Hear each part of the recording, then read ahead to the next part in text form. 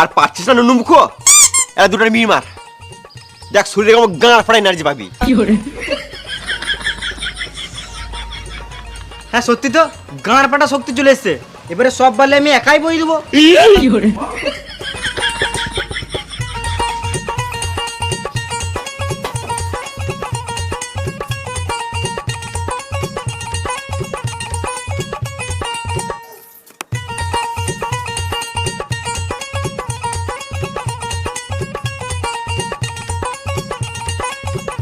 মাল ফেললি? হ্যাঁ বেশ, এবারে দুজন মিলে মশলা মাখা। বেদাই বিড়ি খেয়ে আসছি, তুই মশলা মাখা বুঝলি, তাড়াতাড়ি কাজ শিখবি।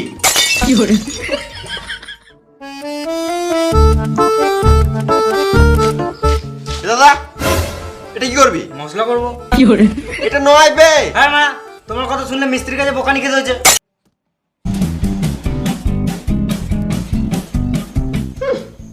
চারটে না বাঁচতে বাঁচতে কাজ ছেড়ে দিল।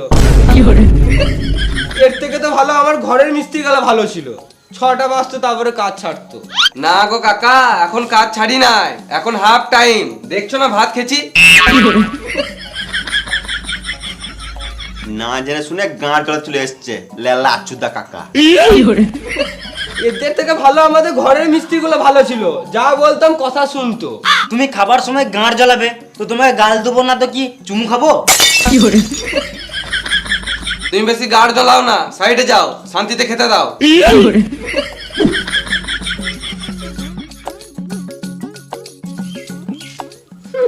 তোমরা ঢালাইয়ে খাটতে পারবে না,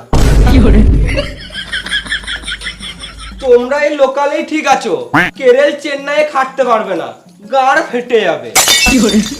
তখন থেকে শান্তিতে খেতে দিচ্ছে না, বদর বদর বদর বদর করেই যেছে। তোমার মিস্ত্রি ভালো, আমরা বাল ছিড়বো।